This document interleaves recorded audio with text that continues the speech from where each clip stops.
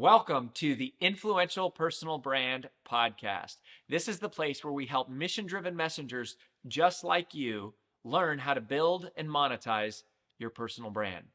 My name is Rory Vaden, and I'm the co-founder of Brand Builders Group, a Hall of Fame speaker, and New York Times bestselling author. And this show is to help experts learn how to become more wealthy and well-known. I know you're going to love it. Thanks for being here. Let's get started.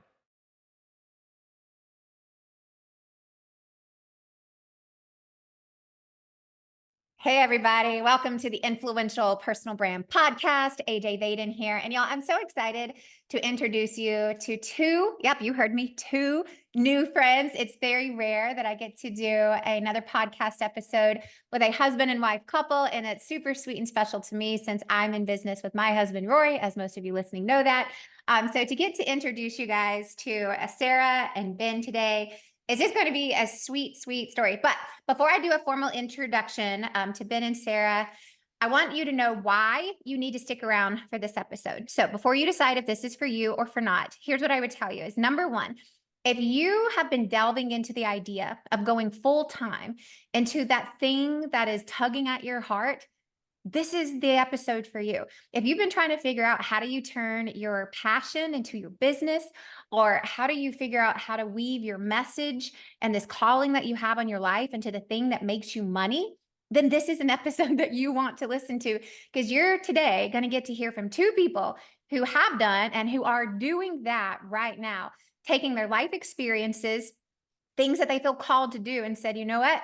We're going to go all in, and we're not just going to take this information for ourselves. We're going to turn it into a business, and we're going to make it useful and helpful for other people. So that is why you want to stick around. Today is one of those unique episodes that doesn't matter who you are or where you're at in your journey. You want to stick around and listen. So without further ado, now let me give you a quick introduction of Ben and Sara, Jensen, and then we will get into having this awesome episode. So Sara and Ben have founded Hugh Grace, which is a lifestyle wellness brand that promotes hormone health with life-changing skincare, health, and home products. Y'all, I'm already interested in this, and I don't even know what you do. So I'm like so excited. You know that it's going to be a good episode when you're like, yes, or maybe I'm just your avatar. So y'all, welcome to the show. I'm so excited to have you. Thank you. So excited to be here. I know. This is great. Love your audience. Well, and I love too that we got introduced by mutual friends, because that already carries so much weight. And, you know, we talk a lot about the power of reputation and personal brand and trust. And when other people are reaching out to me on your behalf, already says a lot about the good work that you do. So help our audience get to know you a little bit. What I'd love to do is just to hear a little bit about your story. Why don't you kick us off, Sara? Yeah. So Ben and I, we found our company almost 3 years ago, but it was really the genesis was a very long personal struggle. So we got married young. We married for almost 22 years. But we spent 14 of those years struggling with unexplained infertility. Got married young. I was 23, and Ben was 26. Started trying to get pregnant when I was around 25, and we were very healthy. I think outside looking in, I was an ultra marathoner. Ben was doing CrossFit. Didn't drink, smoke. Had all the green drinks and all the protein. Did everything quote unquote right, but we could not get pregnant. And being diagnosed with unexplained, it was like, find something and just wrong and fix it. So we just did a ton of research. It was after, I think, my 6th round of IVF, where our doctor said, like, what chemicals are you spraying around your house? What skincare are you using? What wellness stuff? And that's what really kind of triggered us going deeper into research. And even the thought, like, for my rounds of IVF, I'd rub a hormone cream on my leg, get my blood levels tested the next day, and my hormones had spiked. And don't know why we didn't earlier put 2 and 2 together, that what you put on your body actually can impact your hormones. The amazing part of our story is Ben's sister volunteered to be our surrogate and gave birth to our little Hugh. And then when he was almost 1, my sister called and said, I want to try to get Hugh a sibling. And so she volunteered to be our second surrogate. So gave birth to our little Grace. The name Hugh means heart, mind, and spirit. And Grace means goodness, generosity, and love. And which the things that brought us our kids. But it was after having our kids and realizing that, so when we were learning about these hormone disrupting chemicals and hormone health, topic of hormone health and hormone disruption, we were just thinking of infertility, because that was just our sole focus. That was our pain. Yeah. But then looking at the data and looking at the research, these chemicals, they are linked to infertility, but they're also linked to autoimmune diseases and anxiety, depression, cancers, obesity, strokes. And the list goes on. Yeah. And then then thinking the flip side, what is hormone health? And that's better sleep, less stress, clearer skin, better, like no joint pain. So just thinking like these are things and benefits that everyone needs and wants. And so that's when we decided that we should create Hugh and Grace. Well, So yeah, I'll tell you and give it right back to you. But Sarah came to me. We have our 2 children, and I'm finally at peace. And I'm holding our daughter at this point. She says, "Ben, we have to do something about this." I said, "What are you talking about? We have our kids. We don't have to do anything. I want to hold my kids." We had very comfortable careers. We knew the path that we were on. It was I don't know, easy is the right word, but it was clear. Like we kind of knew what we were doing. And she just felt this passion, kept coming back to me. And after she kind of explained to me the vision that she had and that we could help other people while helping build something meaningful while earning an income on it, it became interesting. As we dived into the research she talked about, we started looking at the market opportunity instead of focusing specifically on infertility, which is our, you always hear the best businesses are solving pain or solving a problem. That's what led us to do this. It wasn't because I necessarily wanted to start a business, because we kind of had to. Felt compelled. I just felt this huge responsibility because what Ben and I went through nearly broke us individuals, us, our marriage many, many times. And like we're strong. Like Ben's being modest about his career. He's very successful. He was operating a multi-billion-dollar family office out of Beverly Hills. I have my MBA from USC, and I was working with our top alumni and parents in philanthropy, so raising transformative gifts for the university. And I said, Ben, what we went through nearly broke us, and we're strong individuals. And I said, and this really impacts everyone, and no one really knows about it. And I said, between our professional networks, we can get to anyone. I'm a professional fundraiser. I can ask for help if I feel like it's meaningful. And we said, what can we do where we can actually also spend time with our kids? Because we were working long hours, traveling a ton. And we said, we want to be with our kids now. So what can we do help that's really meaningful? yeah, so this is what I'm going to ask earlier, because lots of people discover things, make life changes, and then move on. So I need to know, like, what was this vision? What was this passion? Like, what was so convicting about what you went through and what you learned that said, no, we have to do this. We can't not do it. Yeah, it's interesting. I think there were a few things. When we had our family, we started looking, put it this way, until we had our children, we were thinking about having children, right? That was the only thing we could do is think of that thing in the future, right? We weren't thinking about our lives. We were living our lives. We didn't sit on our hands. We got graduate degrees. We traveled the world because but we always wanted to have a family, even though the 2 of us rarely talked about that. Like it was too painful. But when we got to the other side of it, now we have our kids. Now what kind of life do we want to live, right? How do we want to spend time with our family? And as she was saying, we were working a lot and we were working for other people, which was great. But, cynically, the definition of my job was to make very wealthy people wealthier. And Sarah's job was to make a wealthy university wealthier. And we thought, we've got talent and ability. I've operated businesses, had 100 employees, but I've never done it for us. And if we had pain that deep, there's got to be other people that are going through it. And maybe we can prevent something. Maybe we can help something. Maybe we can provide community, provide support. And so our whole business is built around that concept. It's actually when we started talking about how we would go to market is when I got interested in it. Because if we could help people, products are one thing, right? Yes, we have great products that work really well, but then there's education, then there's community building, and then there's support. If we could put all those things together, we're creating almost a movement. And that was interesting. And then if we could do it in a profitable format where it's, she talked about fundraising. Charity is amazing, but charities are often not self-sustaining. Almost never are they. And so if we're creating community and there's profit built in, that's a sustainable business model. That means the people that are selling our products, the people that are, affected in a positive way by our products, we could build something that would be built to last. So that got interesting.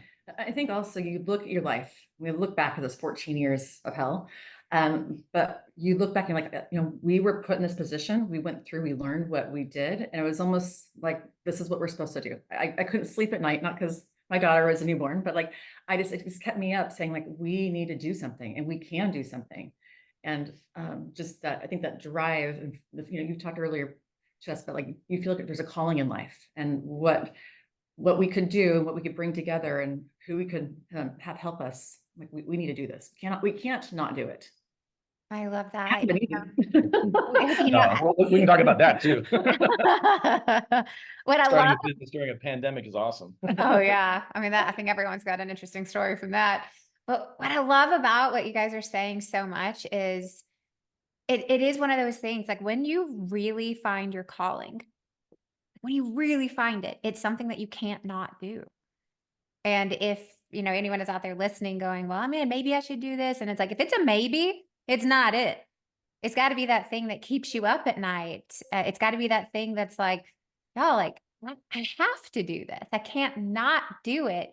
And just to even hear you guys say that is it's such a great reminder and convicting to me. Like even in our own business, it's like, that's how we felt. It was like, God literally showed up and gave us this business and all we had to do is follow him.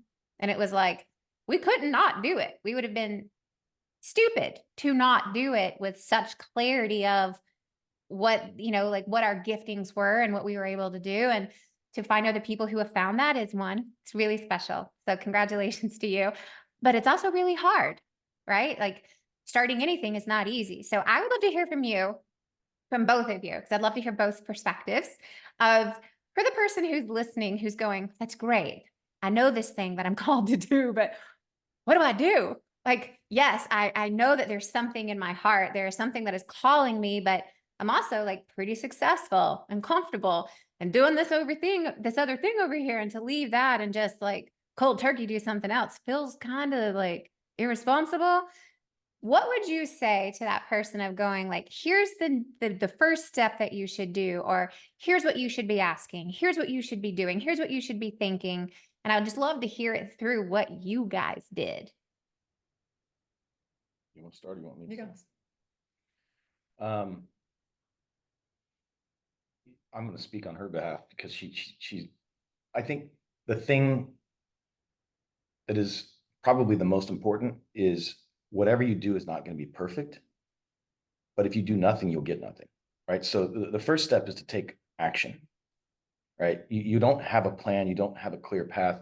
I think what held me personally back at the beginning was, this idea of, oh, I don't want to do this unless it's really, really good, unless it's perfect. And what I've learned about a startup, the definition of a startup is, can you make enough mistakes and learn from those mistakes to get to profitability before you run out of capital, right? It's literally that simple. You're going to make mistakes. The whole process is to make them quick, make them inexpensive, and make sure you have enough resources to get through the mistake making process. And so if you look at that, the definition of success is making those mistakes. And so it's okay.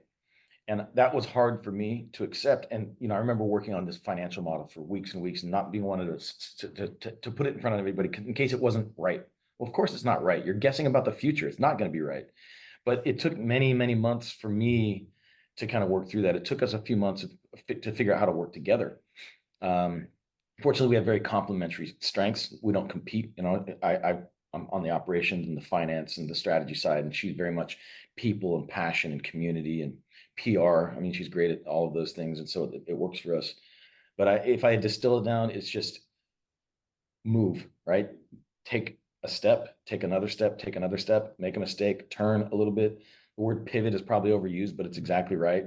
When we started looking at doing this business, it was going to be an infertility support business, but we couldn't figure out how to make that work. Not this business, business concept. Correct. But when we started down this path, that's what we were looking at. And then we started looking into different research and our eyes open. And so I think it's also good to remember what you think you're going to start with is not where you're going to end. And that's okay, right? Don't fall in love with something so much that the numbers and the data and your customers, they tell you what you are if you listen. That's wise. So when I was working at a university, I would go and hear amazing speakers. So billionaires come and speak, and they talk about like think of at the end of your life, your eulogy, what you want your eulogy to be. And so, well, we said like we made it wealthy, university wealthier. Yes, it was philanthropic, and I got a lot of meaning from that. Like we knew we could do better. And I think also the more you learn, the better you do. And so we couldn't unlearn. We couldn't say like, just keep it to ourselves. We said, this truly impacts everyone. And so, and we have resources, we can do this. And so, but it is taking that first step and then like write down what you want and look at it. Power of manifestation, say it, and then just go for it. And people always doubt themselves. We doubt ourselves plenty of times, but it's that belief. Daily. I relate.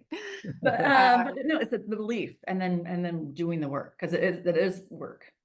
You know, I love that you said that, because you said it's, you know, we all doubt ourselves, but you just got to go. And I think a lot of people are stuck. They can't get beyond their doubting. They can't get beyond the what ifs. But you did. So how did you do it? Like, how did you go like, this is good enough? Like, we are good enough. We can figure this out. Like, because I don't think that's common, an everyday mindset to go, I got this. I can figure it out.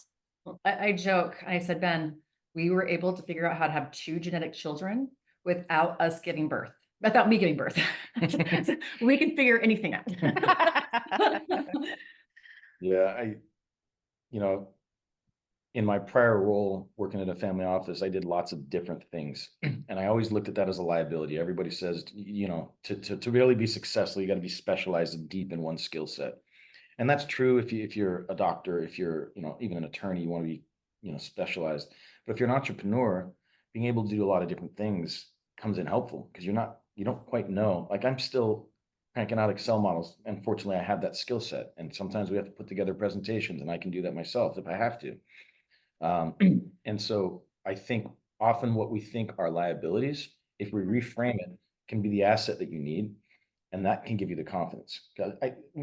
I have all kinds of, you know, doubts. We all have our personal struggles, but I know I'm extremely resourceful. And if I'm put in a situation, I can fix just about anything. I can figure just about anything out. So while I may doubt other things, I know I can figure stuff out if I just give it a little bit of time. And then I'd add a second piece to it. Nobody achieves success on their own. So find yourself either a partner or somebody that's an accountability person, a partner or friend, somebody that's got your back, that can support you. And that was one of the things too. When we made the decision, it was, who are we going to surround ourselves with to make us better people and to make the world a better place? And it's got to be positive people, right? We need to create a work environment that's positive and uplifting. And if we don't have that in our lives, let's go build it. Let's build the environment that we want. Let's build the life. And that was another thing. We decided, let's be intentional about how we live. And now that we have this family, I want to spend time with them. And if I have to go and I have a desk job and I have certain things that take me away from that family, I don't get to control that.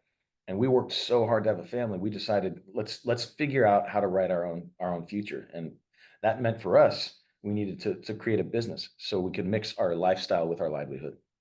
All right. So there's like so many thoughts in my head I have right now. So I'm going to try to organize them. All right. So my next question, and then I have like 3 other topics. And I'm like, oh my gosh, I want to know this so much. But my first question is, you guys kind of mentioned, like, we kind of started down this whole first concept of, you know, kind of like fertility support, infertility support, education.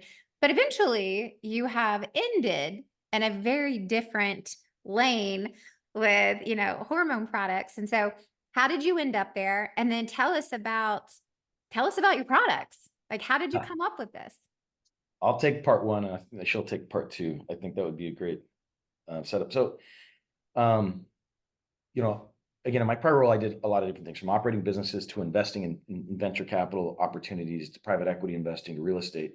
And so you start seeing patterns, you start seeing things, and you start understanding that a key to a successful business is making sure that you have a large enough market, because you're never going to own a market. So if you're going to get a small slice of something, it better be a big slice, you know, a small piece. Let's make it a big pie, right?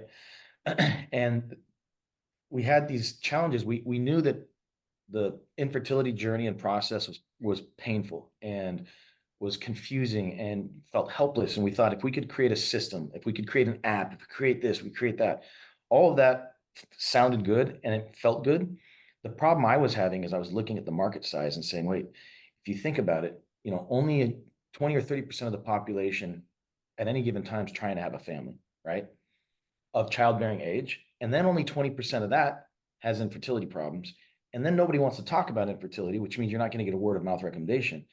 And as soon as they get pregnant, they're going to churn out. So it was that process. And this is a little bit maybe more analytical, but this is literally, I went through it and chopped it all the way down. I'm like, man, in order for us to make this a profitable endeavor, we're going to have to charge a lot of money, which is the opposite of what we want to do. So then it was, well, if we can't do that, what attached to our problem, our pain, what else could we do? So we flipped it around and started asking a different question. And it was that process and reading the same studies and the same research with a different lens. Instead of just infertility, what other things could we attach to? Well, the studies that talked about hormones and hormone disruption and even hormone health, next to infertility would be cancers, would be weight, would be developmental disorders, would be correlations with depression and even autoimmune things. And then I was like, wait a second, those are all of the things that all of us are dealing with one way or another, either on a first order ourselves or a second order our families. So that means this is everyone. When we're talking about hormones, everybody has an endocrine system, a hormone system. Hormones are the chemical messengers that tell our bodies what to do and when to do it. It tells us when we're tired, tells us when we're hungry, tells our muscles to build or not build, right? The testosterone there, bone density, it regulates our temperature, right? All of these things happen through our hormones. And when they are in what's called homeostasis, when they're in balance, good things happen. And when they're out of balance, bad things happen. And we don't feel well and we don't look well, right? And over time, if they happen repeatedly, that's when you have things like cancer that creeps in, because you're turning these switches on and off. It's like you flip a light switch enough times, the light will fail. It's the same kind of thing. You're turning these switches off and on. And then hormone disruptors, this will lead into the products piece, but hormone disruptors, there are chemicals in our environment that can mimic the hormones. So think of like a lock and key system. Well, there's some chemicals that can go and open up a door that it shouldn't, right? Or close it when it shouldn't. And that has unintended consequences. And so when that happens enough during key developmental times, like in utero, right? If the mother's exposed to chemicals, that can be passed on to the baby. And if it's a male baby, there's too much estrogen. Now you see sperm counts that are declining around the globe. And it can sound scary, or it could be hopeful. Like, okay, well, I know some of these things. Nobody knows about this. If I share that with them, knowledge is power. And if we provide some products that help people make better choices, that's positive too. We should have smiles on our faces, not scare people, right? So that was, once we started looking at that and said, okay, if we can make this a positive thing, not point at people and tell them you're making bad choices. No, let's give you some information so you can make better choices. And then let's provide some products that help on these health principles of better hydration and better sleep and less stress, better nutrients, reduction of inflammation. Those are the pillars that we build all our products around. So we read a study that said the average American woman puts on 12 products a day, which is over 160 chemicals a day. Average man puts on over 80 chemicals a day, and we're surrounded to hundreds of chemicals every day in our environment. Yeah. And so we said, if we can really simplify this, and let's just talk about what goes on in and around your body. So those are 3 product pillars. We can make better choices. We have world-renowned doctors on our medical advisory board, and one of our doctors, her name is Dr. Jenna Hua, and she founded the very first personalized chemical exposure test. It's a urine test. And so you can actually do urine tests and test your chemical exposure. And we were saying, how do we go to market? What do we do first? And she said, well, the fastest way is to help reduce your chemical exposure and promote hormone health is through skincare, because it's your largest organ. You don't think about what you put on a daily basis. Well, yeah, and this was, we don't think about that. What you put on your skin gets in your bloodstream. She talked about hormone cream, but think about a pain patch. Right? Literally put a patch on your lower back and it's absorbing through your skin, a nicotine patch, all of those things, medicine absorb. So the corollary or the alternative to that is also bad things get absorbed into your skin, right? And so we launched with skincare, and Ben's prior career, he ran a very big wine company. And I knew nothing about wine, but yes. And so, but he was looking, we didn't drink alcohol growing up. We didn't know anything about wine. It was like the #1 wine store on the West Coast.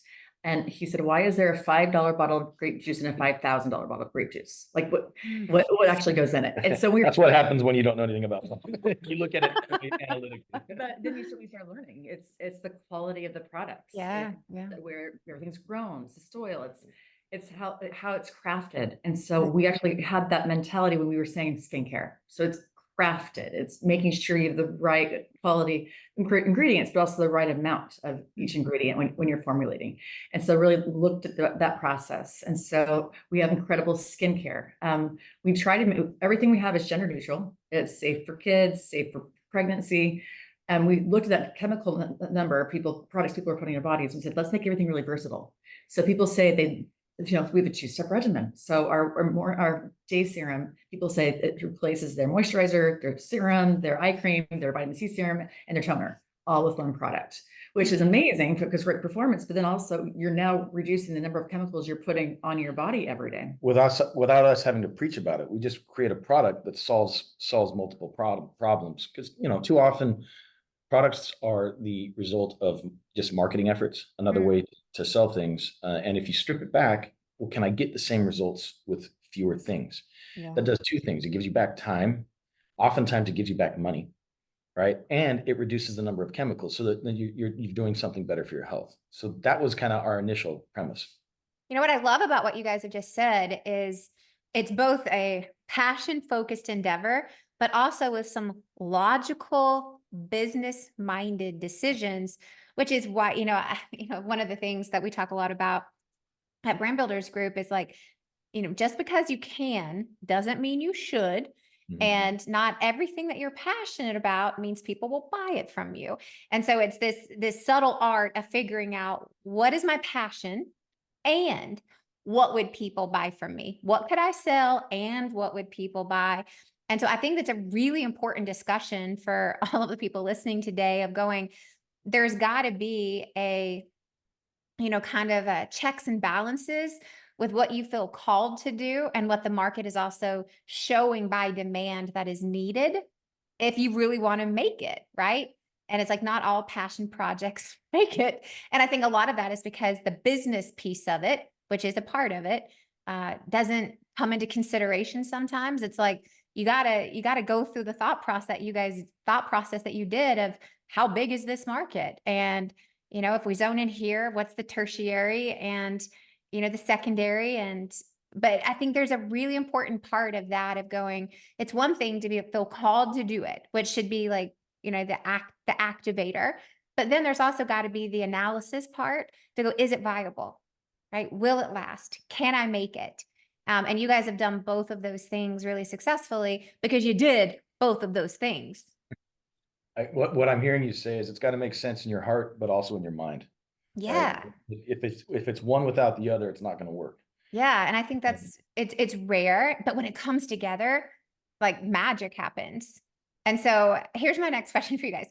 You said earlier, you guys started this 3 years ago. Can you tell us a little bit about the journey from 3 years ago to today? Yeah.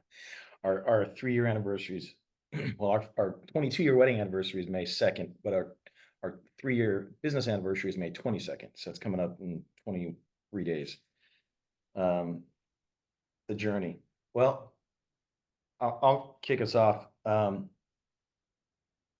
It starts with a concept, starts with an idea. And then you have an idea of how you're going to take it to market, and you fall in love with that idea. And we're going to have plenty of resources. We're going to have all the money we need. We're going to find investors. We're going to go to market, and it's going to work. And we had that all lined up. And it was, we actually were concepting this a year before we launched, right? So we were hoping to launch 4 years ago. So we concepted this thing. We had a partner that was a large family office that was going to back us. And they said, we'll do a programmatic approach, which means I'll give you a check now at a certain valuation. And when you hit these milestones, we'll give you another check. And then it was ideal. Like we could not have to go out and worry about cash. And we're getting deeper and deeper into conversations. It's looking very promising. We're not looking at any other potential investors. We hire our first 2 employees and COVID hits. This is March, right? All this stuff in March of 2020, COVID hits. And we have our products that we have figured out, but now the lead time goes from like 6 weeks to 6 months. And what it did, it forced us to do a whole bunch of testing because we didn't really have product. So we took us a different approach to get to market.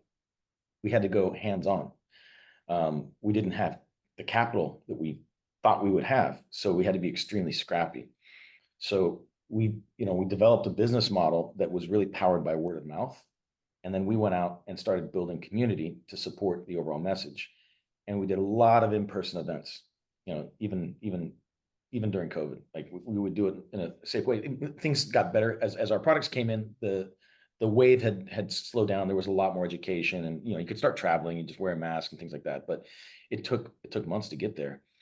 So maybe Sarah could talk about this, like the community building element of it, because I think it's interesting.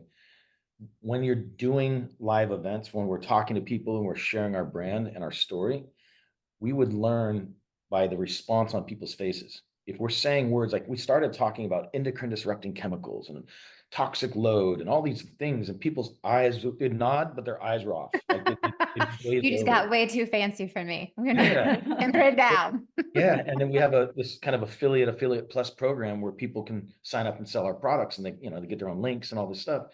Well, they'd say, I love your story. They'd love hearing our infertility story, and I'm going to sign up and sell these products, but I need about 2 weeks to study all this stuff before I open my mouth, And so that's the exact opposite. You want it to be so easy that it comes out naturally. So we learned that by testing. And our form of testing was in person. Other people, you can learn it from doing, you talk about building a business. How do you do it? Test without, make your mistakes, learn what works and what doesn't. Try not to spend a lot of resources and do it efficiently. We were forced to do that because of, what would have been the worst thing is we thought we had it all figured out. We had all the money that we needed, and we went out and spent a bunch of money going down a path that ultimately wouldn't have worked. Yeah. You can convince yourself, but when you're standing in front of people having a conversation, the feedback is live. Like, so we tell her how we Well, I want to started. clarify one thing really quickly. All these events you were doing with community building, I'm going to make a big assumption that those events were free, but tell me if they were paid. No, they were free, and we would. So So go ahead. I'll tell you why we chose our business model. So we were learning about these chemicals, and just like I had no hormone health, but also like the fact like I had no clue that my products were causing me not to get pregnant. Like yes, but like, oh my gosh, I had no clue the importance.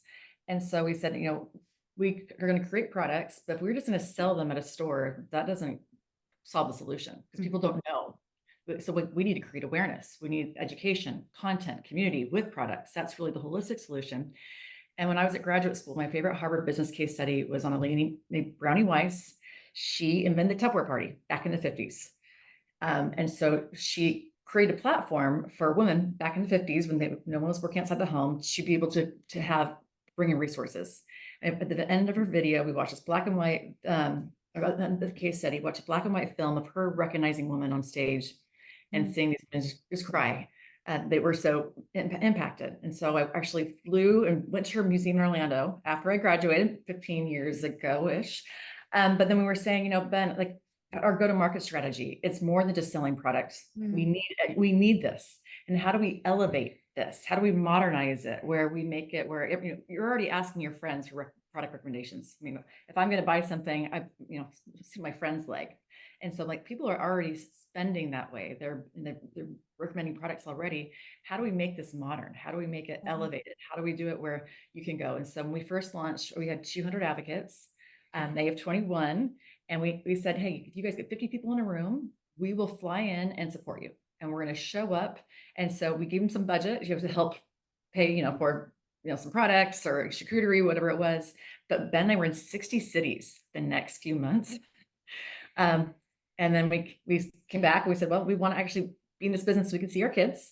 So, so how do we do this where we can have our kids go with us? And we grew really rapidly, but we were out hustling. I think that's another lesson. Like it doesn't just happen. It doesn't just happen. Some people get lucky, and those are the stories that everybody wants to hear. But it doesn't happen, especially if you're going to build a brand and you're going to build it about a topic that's not widely known. You gotta really move the needle yourself. I want to highlight two things because I think this is so important, and it's what nobody talks about because everyone wants to figure out how do you make mailbox money. How do you build it one time and then make money while you sleep? I still don't know how people do that. Like, once somebody actually figures it out, let me know. But at the same token, what everything is being promoted is digital this, digital this, digital this. And at the end of the day, what I know to be true and what you just said is that lives are changed in person.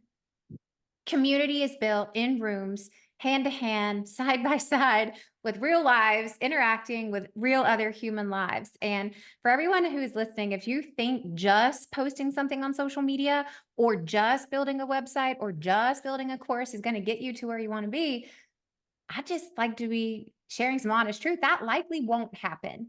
But if you're willing to get on a plane and go 60 places for free to go, I care about this so much, I'll be there. And you get other people to come along with you, guess what? It's going to work. Maybe not on your timeline, but eventually it's going to work. And so I just want to say kudos to both of you, because I know what it's like to be that person along with my husband. And that is not a message you hear from a lot of people today. And so thanks for sharing that and calling some spotlight to what you actually did and are doing, because that is actually how business is still built today. And I think it's really important to highlight in rooms with people, building community, sharing it, and making it where it's this human relationship again. It's so interesting you're saying that. So we have our story. Our story really enables other people to share their stories. And whether it's simple swaps, these are great products, or whether we've had an event last summer, this lady her child had cancer, and just saying like these are products I'm already using, but being in there and showing up. And then also what you're talking about, building a business that's makes money while you sleep. So like all of our products are consumable. So these are products we have over 50% of our revenue comes in from subscriptions, because people try our products, they love it, and then they just have it every month sent to them. Yeah. But we also build systems to encourage that and to encourage the conversation. And I think one of the rewarding parts, though, of building a business, we call them advocates, our Hugh Grace product advocates. Our advocates can earn money, but they can also earn, like, we set up a point system, and they can earn into an incentive trip. Right. So we just from Hawaii, where we hosted 100 of our top people. Awesome. Love And it was that. incredible. Yeah. And we had an amazing time and came together. And what is cool is we knew that we wanted to build something. We wanted to be surrounded by people that were good people. And so we needed to build the foundation of a community that way. And we have an incredible community of advocates who support each other, cheer each other on. They're in theory, they're in competition trying to outperform, but they're all doing it in a positive way. Like, we have such a great culture. And I think some of that, our advocates have told us it's because we have showed up and we didn't really realize what you're doing. But I think when you lead by example, it comes through in your brand, and it brings a brand of both authenticity and integrity. And that's something that's super important. Yeah. I think one of the other things that you guys mentioned that I want to circle back to is this whole idea of getting to start a business with something you're passionate about and you're helping people, but also being able to design how you want your family to run is a really important part of that. And then you just mentioned that again of like, well, after doing 60 events in just a few months, we realized maybe we'd like to see these kids of ours. And so I'd like to hear about, what are you guys doing to create a family, right, as a business? And I think that's why so many people are attracted to entrepreneurship, is because there is this idea, this dream of creating your own schedule, designing your life the way you want it. And then unfortunately, if you're not super intentional about it, all of a sudden that ain't happening, right? And you're like, why am I doing this again? I'm working longer hours and seeing my family less than I was before I did this.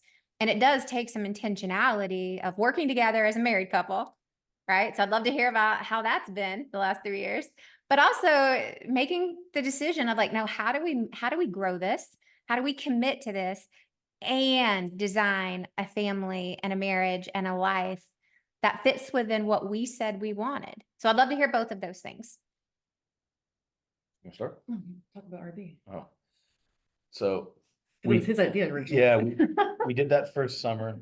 And summer times are typically when we would go out, because in our business, it's mostly women who sell our products. So often I'm the only guy in the room, actually, but it's fantastic, the incredible community. But in the summertime, a lot of these are women that have children they're home from school. So the summer times get a little bit busy. So we go out in the summers, and that's helps kind of keep people engaged and excited and activated. Plus, our kids didn't have school in summer. So we did it that first summer, mainly because that's right when we launched the business, and it was just taking off, and we flying around. But then I started thinking, well, what we're doing is we're reacting to demand instead of scheduling it, right? So it was too much. I mean, you talk about this. We weren't intentional. We were reacting to what was working, right? And trying to do more of that. And then we didn't think, well, if it's working, we can still do that. But what if we said, we're going to be here in this city on this date. If you want to host something, let's coordinate it there, and then just put it out in advance. And if we did that, we still could, and we wanted to bring our kids. Well, it doesn't make sense to have 4 plane tickets. And then since we work together, we have to have somebody come with us, a babysitter, a nanny. So now you're talking about 5, which means now you got 2 hotel rooms. And, and I just got this idea, maybe we should just buy an RV and just kind of flip it around. So it was Black Friday of 2021. We looked at RVs one day, we came back, and we'd figured out a floor plan. Like if we have to travel with some help, we need to set it up. We need 2 bathrooms. We need this. We need 2 that. showers, We washer need to, dryer. yeah, we want to be able to do this. So we came back 2 days later to go look for a second time. We'd only looked once. As we're driving in, we get a call from this guy. He says, "Hey, Sales agent. sales agent," and he says, "You described to me what you're looking for." And this was, if you remember, during COVID, everybody bought RVs. There was no inventory left in the whole country. Prices went up like crazy. If you could get one. So we're driving in, we're 15 minutes out from the dealership, and he says, the RV that you described to me just pulled in from the factory, and it's still got its stickers all over it. You guys want to come take a look? And we said, we'll be there in 15 minutes. Don't show anybody. Don't show anybody else. And so we took a look. We had no idea what we were getting ourselves into, but we bought it right then. And it turned out to be a good investment. From a tax perspective, it was a good investment. And we had some income come in. It actually operates as a second home. You can depreciate it because it's a heavy duty vehicle. So you go back to that, put some logic behind it. So it helped us out in that regard. But then it also put us in the driver's seat, so to speak, of setting it up. So that summer we went to 32 states. I don't know how many. From LA to Seattle, Boston, DC, and back. Oh my gosh. It was too much. It nearly killed me. I had no idea what I was I doing. drove the whole time. It was too much, and we learned that you need to have more downtime between your setup and takedown is the same whether you're there for 1 day or 1 month. And so we decided we need to amortize that setup and takedown for longer periods. So now we're doing it again right now. And we've got our kids with us, and we've decided, go ahead. Well, so the topic of hormone health is trending, which is super exciting. And especially our business grows. But so in November, Ben and I didn't get to see our kids for 20 nights. We have our house, the kids are in private school with the nanny, but so I came back, it's like after Thanksgiving, and Ben's like, okay, find a new nanny who will homeschool, travel, be fine living in an RV, going anywhere we go. And it's because we work together. You can't shift it. Like we're you cover the mornings, I'll cover the co-founders, afternoons. co-CEOs, we're both working 24/7. And so I started calling universities. Universities didn't want to have, their graduates go to private family. And so put an ad out on care.com and I found her. But I think it's like, okay, she had spent the prior year backpacking around the world, so she was fine with it.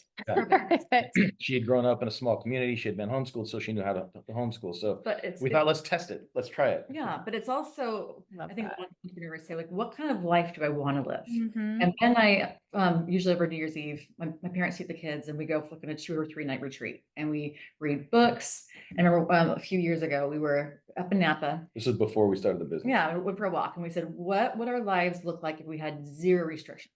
So no jobs, no house, like what life do we money is not an issue. What does it look like? What does it feel like? Where are we? How And so it was really that exercise of saying, okay, I wanted to work with him. He didn't really want to work with me originally. But I wanted to spend more time with him.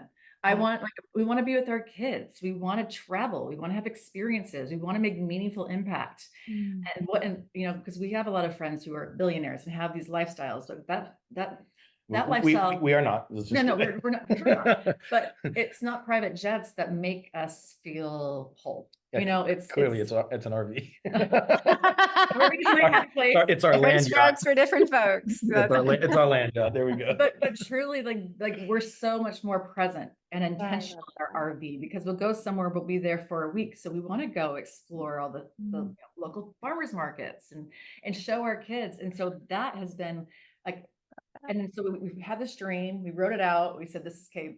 Now, how do we backfill this? So we got rid of our house. We did different things that, you know, but this, like I'm so much more fulfilled in my life now. And like being able to be in Hawaii, we're Grand Wailea, which is an incredible hotel. This is a little plug for my wife. So Grand Wailea is a Waldorf Astoria property, and she built a relationship with the executive team and then eventually got introduced to the spa. So Grand Wailea, in their new $55 million spa that just finished a renovation, is selling Hugh and Grace products, our wellness products. That's amazing. Yeah. It was so cool incredible. to go be there with 100 of our top advocates, with our Hugh and our Grace, to walk in the spa, see the kids. But the last night we did a white party and we had one of our advocates speak, and she said, you know, I said, what if? She goes, I never thought I could do anything like this. But she goes, I saw Hawaii. I love the product. She goes, what if I could do it? And so I think it's saying, what if, and then what can I do to get there? I love that. And I think just the whole concept of actually spending time to go, what kind of life do I want? Right. You hear statistics all the time about people spend more time planning their annual vacation than they do their life. Like, what would it be like if you actually said, this is the life that we want? So how do we get there? How do we build it? And I love hearing stories like that. Now, how old are your kids now? Grace just turned 5. Hugh is 6, about to turn 7. And You my guys are favorite. traveling the country with a 5-year-old and a 6-year-old. And it started when they were 2 and 4. So yes.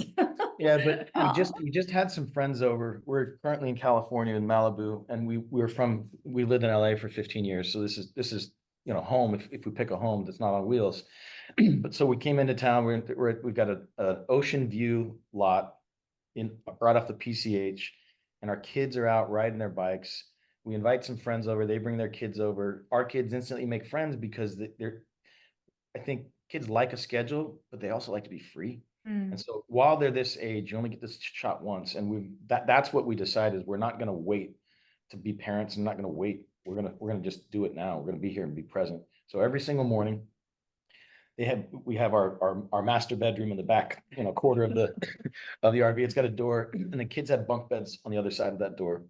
And every single morning we wake up before the kids and we just lay in bed and we hear the door open, because they're kind of like closet doors, and we hear footsteps, thud, thud, thud, thud, thud. And then our son rushes in through the door, jumps on us laughing, and we hold him every single morning. And it's the absolute best thing.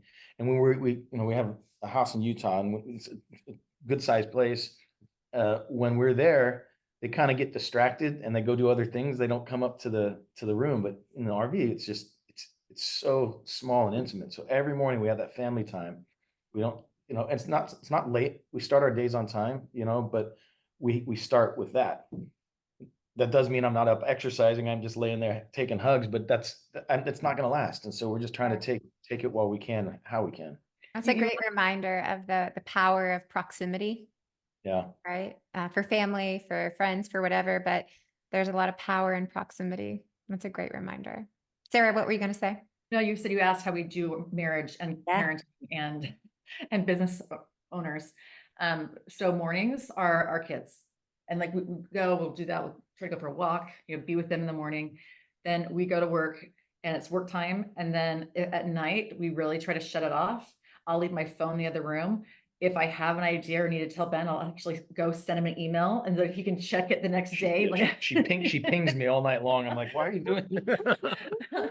Filling up your inbox. But you need we need to have our marriage too. Well, and I think you just have to be open. Like this morning, we were actually driving in here. We're at an office building. We were driving from Malibu into LA, and Sarah was on her phone plugging away, and I just said, "Hey, can I have my wife for a minute? And you just say it like, I need you. I need my wife. Can you put your phone down and be here?"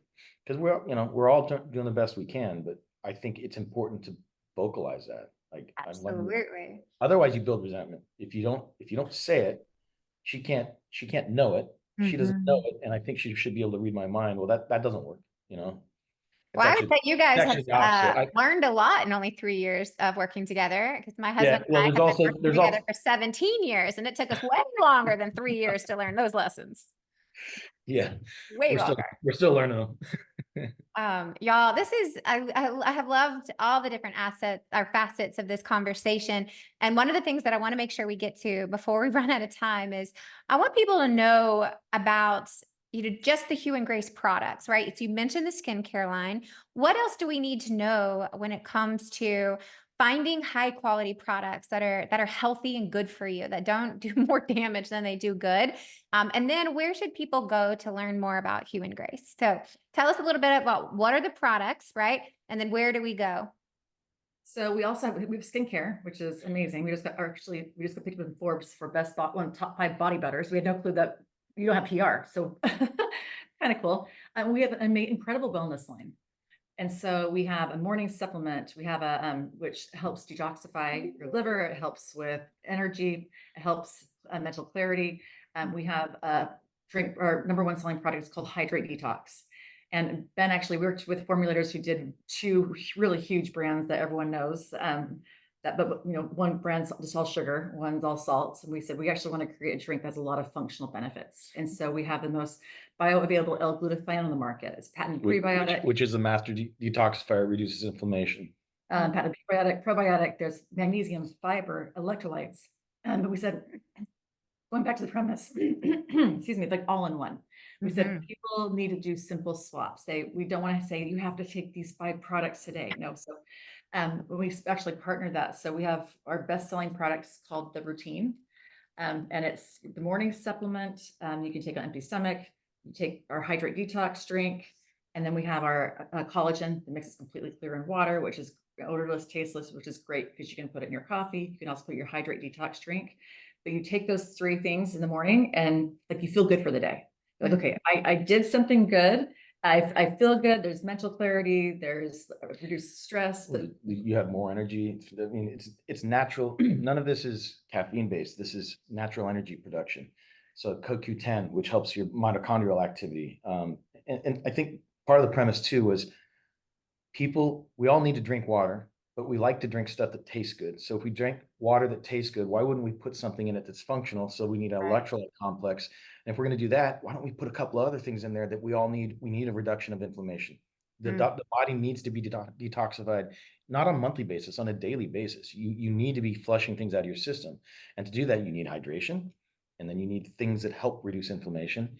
And then our guts need to perform well. And when our guts perform well, we look better, we feel better, we think clearer. So we put all of that into one product. And that Hydrate Detox product is become our number one seller. And interestingly, we talked about this. We had a vision of what our company would look like and what, initially it was a skincare company. Well, if you look at our numbers, we're a wellness company. So we have the skincare vertical, or we'll call it our on vertical. The in vertical is leading the way right now. And then the around vertical, we have a beautiful home care product that makes a ton of sense because it's a single concentrate that you can either dilute more with water or dilute less with water to have higher concentration. So think less water, more concentrate for bathrooms.